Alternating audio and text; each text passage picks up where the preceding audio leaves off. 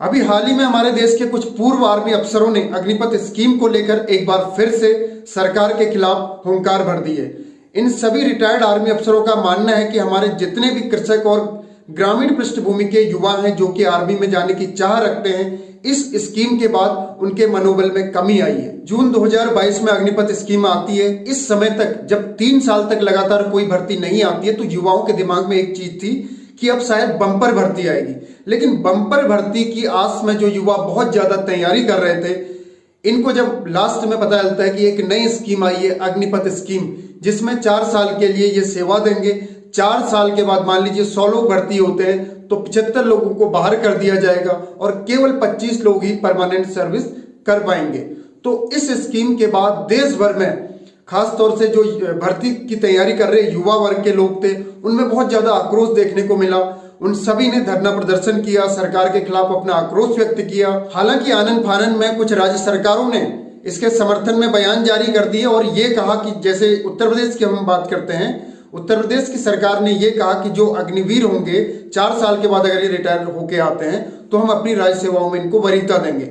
इसी तरह से मध्य प्रदेश की सरकार ने भी बोला कि हम अपने यहाँ इस तरह के लोगों को प्रेफरेंस देंगे। दरअसल हम देखते हैं कि हमारी सेना में 2 तरह के फौजी होते हैं, एक वो जो कमीशन पास करके अफसर बनते हैं और दूसरे वो जो सीधी भर्ती के द्वारा चयनित किए जाते हैं। अभी जो अग्निपथ स्कीम है ये एक तरह से जो पहले सीधी भर्ती के द्वारा लिए जाते थे सिपाही, उन्हीं के लिए है। और इस स्कीम में जो जितने भी लोग भर्ती किए जाएंगे इनमें से 75% 4 साल के बाद बाहर कर दिए जाएंगे और 25% लोगों को उनकी स्पेशल परफॉर्मेंस के आधार पर परमानेंट सेवा के लिए चयनित किया जाएगा। बाकी 75% लोगों को पेंशन दे दी जाएगी। पूर्व आर्मी चीफ हेमंत नरवणे साहब की एक किताब है 4 स्टार्स ऑफ डेस्टिनी। इसमें उन्होंने इस स्कीम की जो खामियां हैं उसको लेकर कई तरह की बातें रखी हैं। इसके साथ ही ये भी बताया गया है कि इस फैसले को, अग्निपथ स्कीम वाले इस फैसले को आर्मी के अंदर से नहीं लाया गया, बल्कि एक तरह से बाहर से लाया गया फैसला है। जबरन इसको बाहर से थोपा गया है।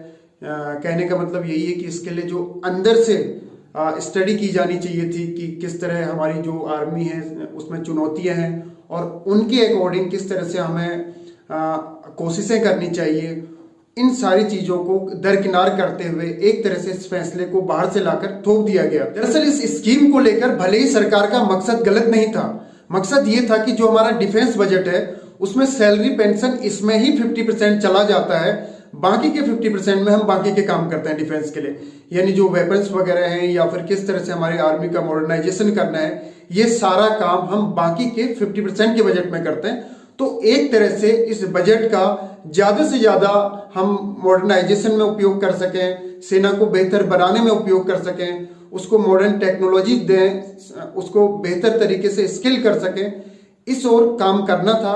लेकिन जो ये अग्निपथ स्कीम लाकर एक तरह से पहली चीज तो 3 साल तक लगातार भर्ती ना निकालना, क्योंकि उसी रेशियो में 60-70 हजार जो हमारे पर्सोनल हैं आर्मी के वो हर साल रिटायर भी होते हैं, तो उतने ही भरने भी पड़ते हैं। लेकिन लगातार भर्ती ना लाना और उसके बाद अचानक से इस तरह की स्कीम लाना, इसको लेकर जो बहुत से सेना में सेवाएं दे चुके हैं आर्मी अफसर, अब क्योंकि वो रिटायर हो चुके हैं तो वो इसको लेकर खुलकर बोलने भी लगे हैं। इसकी खामियों को वो नजरअंदाज नहीं कर रहे हैं और इसको हाईलाइट करते हुए एक मैसेज देने की कोशिश कर रहे हैं सरकार को कि इस स्कीम पर एक बार दोबारा से सोचने की जरूरत है। इस स्कीम के बारे में राहुल गांधी जी भी लोकसभा में अपनी स्पीच के दौरान बोल चुके हैं। उनके द्वारा स्पष्ट तौर पर यह कहा गया है सदन में कि इस फैसले को आर्मी के बाहर से थोपा गया है, आर्मी के बाहर से थोपा गया ये फैसला आर्मी के लोगों के अनुकूल नहीं हो सकता। इस बात को वो कई और दूसरे मंचों पर भी कई बार जोर शोर से